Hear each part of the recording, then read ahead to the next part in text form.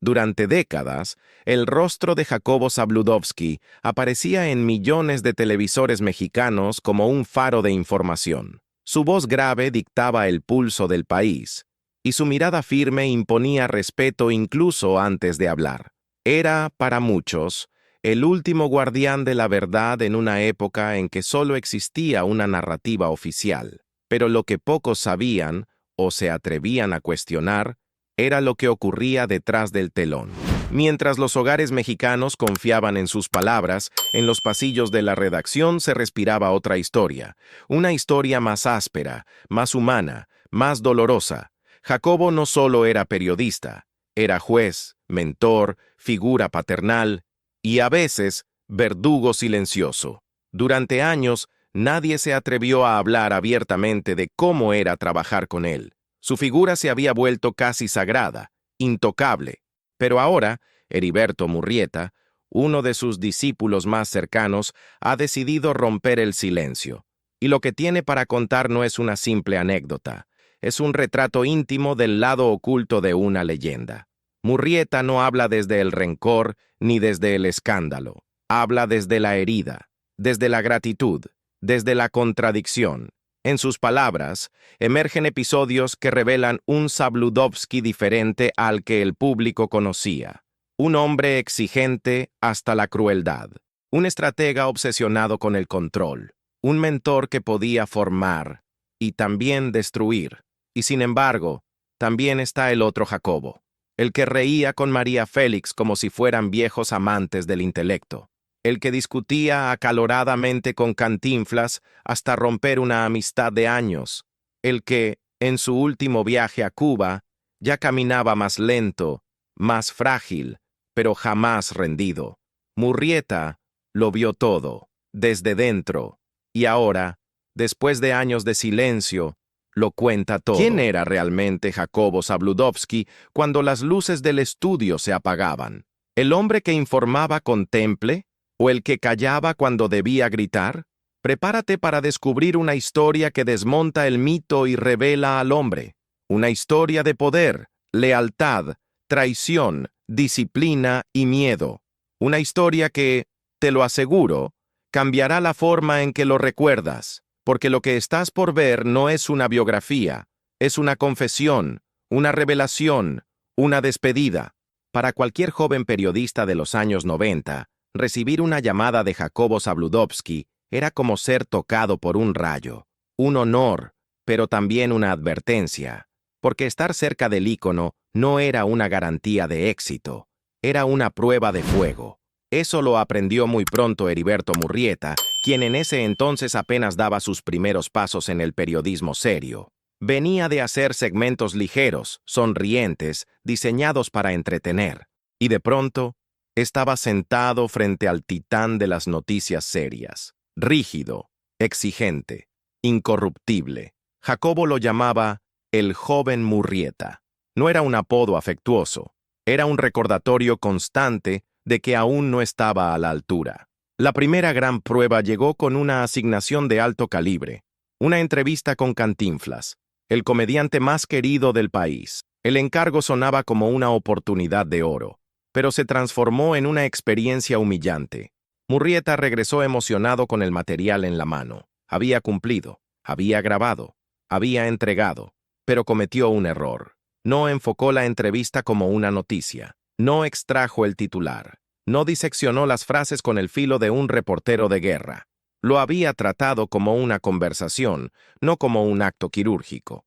Y entonces ocurrió. Jacobo tomó la hoja de la entrevista, la leyó en silencio y sin decir una sola palabra, la rompió frente a él. La dejó caer sobre el escritorio con un gesto seco, final. Murrieta se quedó paralizado. No hubo insulto, no hubo gritos, pero fue peor. Fue la confirmación de que no estaba preparado, de que había fallado ante el hombre que, para muchos, no permitía errores. Fue increíblemente humillante, confesaría años después. Me dolió más que cualquier crítica.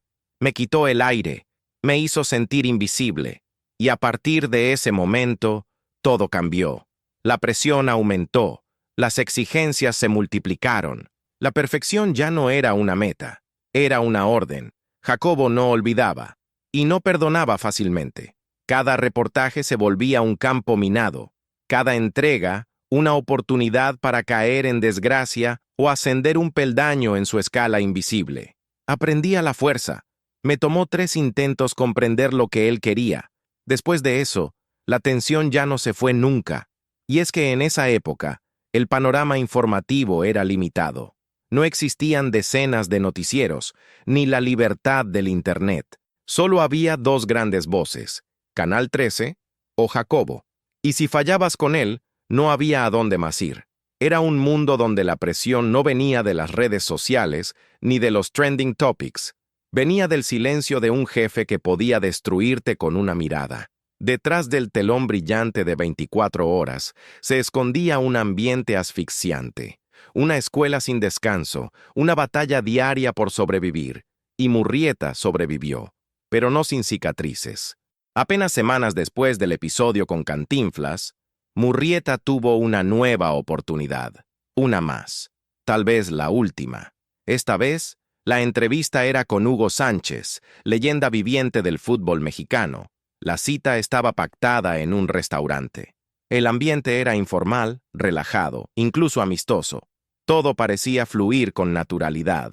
Murrieta pensó, quizás con ingenuidad, que las cosas por fin estaban saliendo bien, pero con Jacobo, el tiempo era sagrado, y Murrieta lo olvidó. La entrevista se extendió. Hugo hablaba sin prisa. Los meseros iban y venían. Las cámaras grababan entre platos de comida y copas de vino. Para un periodista promedio era oro puro. Para Zabludovsky era una falta imperdonable. Cuando Murrieta regresó apresurado a la redacción, con el material aún tibio, la transmisión ya había comenzado. Y Jacobo lo esperaba, como un reloj suizo que no tolera segundos de más. Murrieta cruzó el pasillo con la cinta en la mano, sintiendo que el corazón le golpeaba el pecho desde adentro. Entregó el material. Esperó. Jacobo lo miró. Largo, frío, y pronunció sin titubear: «No la vamos a transmitir». Fue una sentencia, una daga. Murrieta sintió que todo el oxígeno se evaporaba. Se quedó de pie, en silencio. El cuerpo quieto, pero por dentro, una tormenta. Lo había echado todo a perder. Otra vez, con otro ídolo, con otro nombre que podía haberlo elevado y que ahora lo hundía más. Recuerdo ese momento como uno de los más tensos de mi vida, diría años después. Estaba paralizado, sabía que había fallado y sabía que con Jacobo, fallar tenía precio. Durante varios minutos, eternos para Murrieta, no hubo más palabras. El equipo técnico seguía trabajando, la emisión seguía al aire. Y en ese microcosmos su carrera pendía de un hilo invisible, hasta que, finalmente, Jacobo habló de nuevo, esta vez sin levantar la voz, pero con un dejo de condescendencia. «Que salga, pero no te acostumbres». La entrevista fue al aire, pero Murrieta sabía que ya no se trataba del contenido, se trataba del control, de la disciplina, del miedo. Desde entonces tuvo pesadillas recurrentes, no simbólicas, no metafóricas, pesadillas reales. Soñaba que llegaba tarde, que no tenía lista la nota, que Jacobo lo miraba y volvía a romper su trabajo frente a todos. Y es que trabajar con una leyenda no era solo una prueba de talento, era una guerra silenciosa contra tus propios nervios. Muchos periodistas aspiraban a estar donde Murrieta estaba, pero pocos habrían resistido tanto tiempo en ese lugar, con esa presión, con ese juez, con esa sombra. Y aún faltaban más pruebas por venir. Si había una figura en México que generaba tanto respeto como misterio, esa era María Félix, la doña, la reina indomable del cine nacional. Y si había un hombre que podía sostenerle la mirada, ese era Jacobo Zabludovsky. Durante años, sus caminos coexistieron en paralelo. Ella, en la pantalla grande. Él, en la pantalla que dictaba la realidad. Ambos, íconos. Ambos inalcanzables. Pero según Heriberto Murrieta, hubo un momento en que esas 2 líneas paralelas se cruzaron, y lo que ocurrió después jamás fue contado públicamente. Todo empezó con una frase sencilla pero poderosa. María, fanática de la tauromaquia y televidente fiel de 24 horas, Comentó en voz baja a un amigo. Quiero conocer al hombre detrás de esa voz. El mensaje llegó a Jacobo. Y así, en 1991, se organizó un encuentro entre dos titanes. Murrieta fue testigo privilegiado de aquella tarde. La cita fue en la casa de la actriz, en Polanco. Murrieta recuerda con absoluta nitidez la imagen. María Félix descendiendo por una gran escalera de mármol blanco, envuelta en un vestido que parecía flotar, sujetándose con elegancia del pasamanos, sus pasos firmes, la mirada felina, la piel impecable a pesar de sus casi 80 años. No caminaba, reinaba. Tenía una presencia arrolladora, culta, feroz y al mismo tiempo sencilla, diría Murrieta. Y en cuanto cruzaron palabras, la química fue instantánea. Hablaron durante horas, como si el tiempo se hubiera detenido para observarlos. María disertó sobre sus caballos, su colección de arte, su amor por la literatura, su desprecio por la mediocridad. También habló del cuerpo, de la edad, del deseo, y lo hizo con una mezcla de crudeza y poesía que dejaba sin respuesta. En un momento, en medio de una conversación íntima, se giró hacia Murrieta y dijo con una sonrisa traviesa: «Me gusta tu estilo, tú tienes el puño».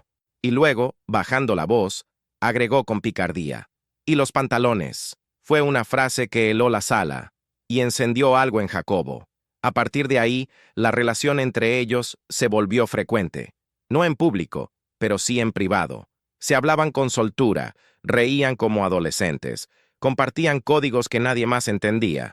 Murrieta, que fue testigo de varios de esos encuentros, lo resume así: se querían, de verdad, con una mezcla de admiración, respeto y algo más, que nunca fue dicho, pero que todos sentíamos. Hubo rumores, siempre los hubo, que si hubo llamadas cargadas de tensión, que si existió una discusión que terminó en lágrimas, que si lo de ellos fue más que amistad, pero nada se confirmó. Ninguna grabación, ninguna confesión, solo miradas, risas, silencios, y una conexión tan profunda que incluso los chismes se volvieron innecesarios. Jacobo nunca habló del tema, pero en los pasillos de Televisa se decía que la única persona capaz de hacerlo titubear era ella, la doña. Cantinflas y Jacobo Zabludovsky no solo eran grandes figuras públicas, eran amigos, de los de verdad, de los que se llamaban por teléfono sin protocolo, de los que compartían sobremesas largas, de los que podían hablar en confianza sin temor a titulares ni filtraciones. Durante años, esa relación fue vista como un símbolo de respeto mutuo entre dos pilares de la cultura mexicana. Uno, el ídolo del pueblo, que usaba el humor para denunciar injusticias. El otro, el periodista serio, que con su voz moldeaba la narrativa nacional. Pero como tantas grandes amistades, la suya no murió por un escándalo. Murió por una frase, una herida y un orgullo herido. Según relató Heriberto Murrieta, todo ocurrió una tarde cualquiera en el restaurante Altamira. Jacobo, Cantinflas y el sobrino de este último, Eduardo Moreno, compartían la mesa como solían hacerlo. La conversación era relajada, llena de anécdotas, bromas y viejos recuerdos, hasta que el tema giró hacia algo personal, demasiado personal. Se habló de sus hijos. Cantinflas, entre risas, hizo un comentario sobre Abraham Zabludovsky, el hijo de Jacobo.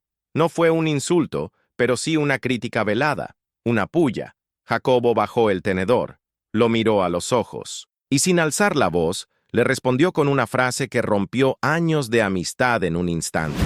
No tienes derecho a hablar de Abraham, cuando todo México sabe que tu hijo ha sido un problema desde hace años. Se refería a Mario Arturo Moreno Ivanova, el hijo de Cantinflas, quien desde su juventud arrastraba rumores de adicciones, escándalos amorosos, denuncias públicas y una vida marcada por el exceso y la controversia. La frase cayó como un disparo. Cantinflas se quedó en silencio. La sonrisa se desdibujó. Se levantó. No respondió. No dijo una sola palabra más. Solo se fue. Lo acompañó Eduardo Moreno, que años más tarde lo resumiría así: si había algo que mi tío no toleraba, era que hablaran mal de su hijo. Nunca más se vieron, nunca más se hablaron, nunca más rieron juntos. Jacobo no pidió disculpas, Cantinflas tampoco, y en ese orgullo mutuo, La amistad se desangró lentamente hasta desaparecer. Pasaron los años. La herida no sanó. Cantinflas murió amargado por aquellas palabras, según personas cercanas, y aunque su hijo siempre negó los rumores, el daño ya estaba hecho. No era solo una discusión entre amigos, era el fin de una historia compartida, de un respeto que no resistió el dolor de ser padre. Murrieta lo recuerda con pesar. Fue una de las rupturas más tristes que presencié, porque no fue por envidia ni traición, fue por el amor a un hijo. Y así, terminó una de las amistades más entrañables del espectáculo mexicano, no con un escándalo, sino con un silencio irreversible. Durante décadas, Jacobo Zabludovsky fue sinónimo de verdad televisada. Su sola presencia bastaba para imponer orden. Sus palabras marcaban la pauta de lo que el país debía saber, o creer, cada noche. Pero como ocurre con todos los imperios, la gloria no dura para siempre. El desgaste fue lento, pero implacable. A finales de los años 90, comenzaron a surgir nuevas voces, nuevas formas de hacer periodismo. La televisión ya no era un monólogo. El país había cambiado, pero Jacobo, no. Los televidentes empezaron a notar algo incómodo: las omisiones. Mientras México atravesaba momentos críticos, masacres, protestas, corrupción, 24 horas hablaba del clima, de eventos diplomáticos, de giras presidenciales, siempre impecable, siempre alineado, demasiado alineado. Su silencio tras la masacre de Tlatelolco en 1968 fue uno de los más cuestionados. Y aún más, su cobertura tibia de El Halconazo en 1971. Mientras jóvenes eran asesinados en las calles, Jacobo abría su noticiero hablando del sol que brillaba en la capital. Con los años, su reputación como periodista objetivo comenzó a desmoronarse.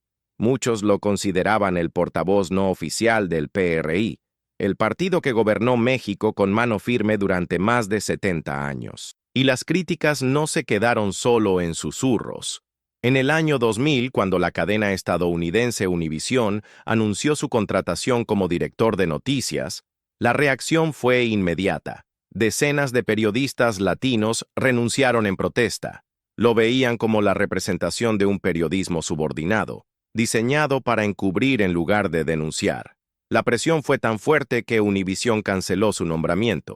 Zabludovsky regresó a México, sin escándalos, pero con la imagen fracturada. Y luego llegó el golpe más inesperado: una canción. La banda Molotov, ícono de la rebeldía musical mexicana, lanzó el tema Que no te haga bobo Jacobo. El mensaje era directo. Acusaban a Jacobo de recibir sobornos del gobierno de Carlos Salinas de Gortari y de maquillar la verdad al servicio del poder. Era la primera vez que una generación entera se atrevía a señalarlo sin miedo, sin filtros, sin reverencias. El periodista que había sido maestro de miles, ahora era parodia, meme, referencia de manipulación. ¿Qué pasó con el respeto? ¿Cuándo cambió la admiración por desconfianza? Tal vez nunca fue un cambio. Tal vez solo fue la verdad saliendo a la superficie. Y sin embargo, incluso sus críticos reconocían algo. Jacobo fue pionero, hizo historia, y esa historia, incompleta, cuestionada, compleja, también merece ser contada. Murrieta lo sabía, lo había vivido desde adentro, admiraba a su mentor, pero ya no podía ignorar el precio que se paga por estar demasiado cerca del poder, porque con Jacobo, la verdad nunca fue una línea recta, fue un laberinto, un espejo, un equilibrio delicado entre lo que se dice y lo que se calla. El final de una leyenda rara vez ocurre frente a las cámaras. Casi siempre sucede en silencio. En 2015, Jacobo Zabludovsky ya no era el hombre que llenaba las salas de redacción con su sola presencia. Sus pasos eran más lentos, su voz más pausada. Pero su mirada, esa mirada que desarmaba a presidentes, seguía siendo firme. Heriberto Murrieta lo vio apagarse, día tras día, sin necesidad de palabras. La última vez que viajaron juntos fue a Cuba, para una cobertura especial de ESPN. Era un proyecto más íntimo, menos exigente, casi un regalo para ambos. Para Jacobo, una última aventura. Para Murrieta, la oportunidad de acompañarlo en el tramo final del camino. Pero algo era diferente. Zabludovsky, siempre puntual, siempre impecable, ya no tenía la misma energía. Caminaba más lento, comía poco, dormía mal, pero jamás se quejaba. Seguía redactando con la misma pasión, seguía leyendo con la misma disciplina, seguía exigiéndose, como si negarse a detenerse fuera su forma de retrasar lo inevitable. Lo vi más frágil, confesó Murrieta, más callado, pero con la misma dignidad de siempre. En el aeropuerto, al despedirse, Jacobo le tomó el brazo con fuerza. No dijo nada fuera de lo común, pero en ese gesto había una despedida. Ambos lo supieron, aunque ninguno lo dijo. Un día después, Murrieta volvió a llamarlo. Quería pedirle permiso para compartir un video homenaje que Joaquín López Dóriga le había solicitado. Y Jacobo, con voz cálida, respondió: «Por supuesto, con mucho gusto. Joaquín también fue mi alumno y amigo. Fue la última vez que hablaron». Semanas después, Zabludovsky fue hospitalizado por una deshidratación severa. Los médicos intentaron estabilizarlo, pero su cuerpo ya no respondía. El 2 de julio de 2015, sufrió un derrame cerebral fatal. Tenía 87 años. El funeral se llevó a cabo al día siguiente, a la 1 de la tarde en punto, la misma hora en que, durante décadas, 24 horas, salía al aire. Fue un detalle sutil, un guiño al destino, una despedida simbólica. Murrieta estuvo allí, junto a la esposa de Jacobo, Sarita, y a los hijos del periodista. No hubo pompa ni espectáculo, solo respeto, silencio, luto. Fue su última transmisión, dijo Murrieta con la voz entrecortada. Y aunque el país entero lo despidió con homenajes y titulares, para Heriberto la pérdida fue íntima. No solo se había ido un ícono, se había ido su mentor, su segundo padre. Las dos personas que más marcaron mi vida, dijo, fueron mi padre y Jacobo, y en ese vacío solo quedaba el eco de todo lo aprendido, la disciplina, la obsesión por el detalle, el amor por las palabras, y esa forma elegante, casi antigua, de caminar por la vida con la espalda recta, aunque el cuerpo tiemble por dentro. ¿Cómo se define a alguien que fue todo, y lo contrario también? Para Heriberto Murrieta, hablar de Jacobo Zabludovsky nunca fue sencillo, porque no era solo un jefe, no era solo un referente, era una figura imposible de encasillar, autoritario, brillante, exigente, inspirador, y muchas veces dolorosamente humano. Durante años, Murrieta vivió bajo su sombra, y no una sombra cualquiera, una que enseñaba, pero también aplastaba. Jacobo podía darte la oportunidad de tu vida en un martes cualquiera y arrebatarte la confianza en ti mismo con una sola mirada al día siguiente. Era impredecible, perfeccionista, inclemente con el error, pero también era generoso con su conocimiento, culto como pocos, capaz de citar a Borges en plena redacción o de explicar con precisión quirúrgica por qué una palabra no debía ir en ese titular. Murrieta aprendió a escucharlo más allá de lo que decía, a leerlo en sus pausas, en sus cejas, en sus silencios, y con el tiempo surgió una relación que ya no era laboral, era filial. En los últimos años ya no lo llamaba el joven Murrieta, lo llamaba mi compañero, y aunque nunca verbalizó afectos exagerados, se notaba en los gestos, en los cuidados, en la forma en que se apoyaba en él al caminar, en los comentarios breves que solo se reservan para alguien de confianza. Aún así, las heridas seguían ahí. No se borraron con los años, pero Murrieta aprendió a verlas como parte del legado, como parte del precio. El mayor regalo que me dejó Jacobo, dijo alguna vez, fue enseñarme a resistir, a aguantar presión, a no romperme en momentos de tormenta. Me enseñó con dureza, pero lo hizo. Y en esa frase se esconde toda la complejidad. ¿Fue un mentor o un monstruo? ¿Fue un formador de periodistas o un moldeador de obediencias? La verdad, como siempre con Zabludovsky, está en el medio, porque tal vez fue ambas cosas. Tal vez, como todo ser humano enfrentado al poder, fue víctima de su propia exigencia. Tal vez quiso ser justo, pero confundió justicia con dureza. Tal vez amó a sus discípulos, pero no supo demostrarlo sin herir. Murrieta no lo juzga, nunca lo hizo, pero tampoco lo endulza.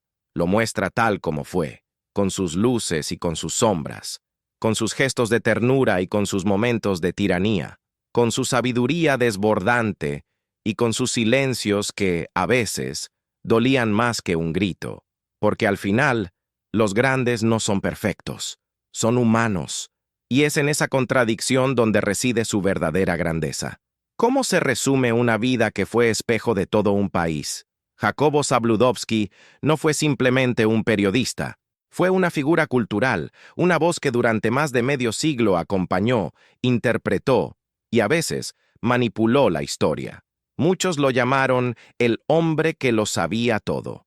Pero tal vez el verdadero misterio no estaba en lo que dijo, sino en lo que eligió no decir. Su legado está plagado de momentos memorables, entrevistas históricas, editoriales precisas, opiniones punzantes que marcaron a generaciones. Pero también está marcado por su silencio ante el horror, por su cercanía con el poder, por su aparente comodidad en un sistema que castigaba al que se atrevía a cuestionar. Para algunos, fue el arquitecto de una narrativa nacional controlada. Para otros, un genio que hizo lo que pudo dentro de un sistema cerrado.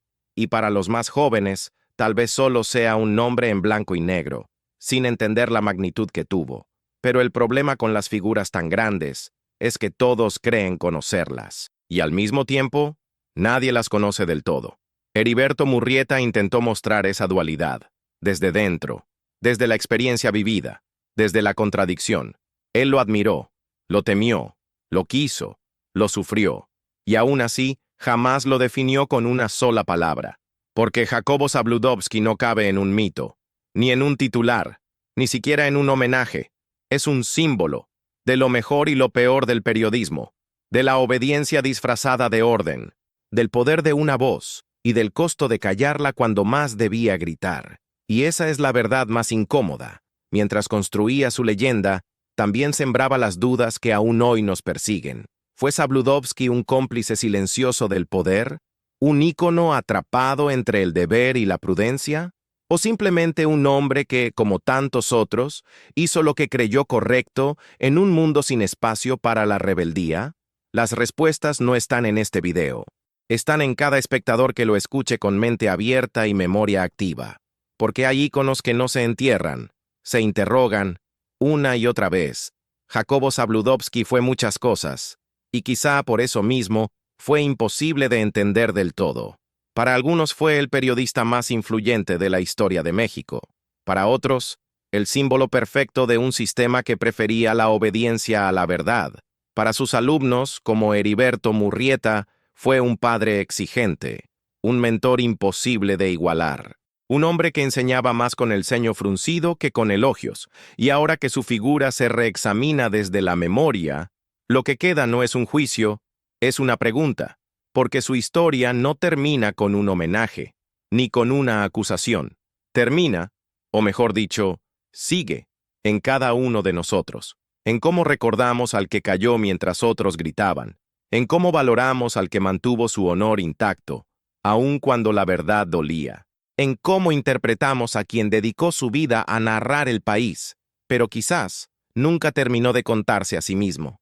La confesión de Murrieta no busca destruir un mito, busca abrir una ventana al lado humano, contradictorio y real de una leyenda, porque incluso los gigantes tiemblan, incluso los que parecían invencibles dudaron. Incluso los que educaban con firmeza, lastimaban sin saberlo. Y quizás ese sea el mayor legado de Zabludovsky. Recordarnos que la verdad no siempre es blanca o negra. A veces es gris, profundamente gris. Entonces, ahora que has escuchado esta historia, te toca a ti responder, ¿fue Jacobo Zabludovsky un visionario atrapado en su época? ¿O un cómplice del poder que eligió el silencio? ¿Fue un héroe del periodismo? ¿O una advertencia viviente de lo que ocurre cuando el poder y la verdad se confunden? Te leemos en los comentarios. Y si este video te hizo pensar, no olvides dejar tu like, compartirlo con quien aún cree en los mitos, y suscribirte para más historias que no encontrarás en los libros de historia. Nos vemos en el próximo video. Hasta entonces, cuestiona todo, incluso a los ídolos.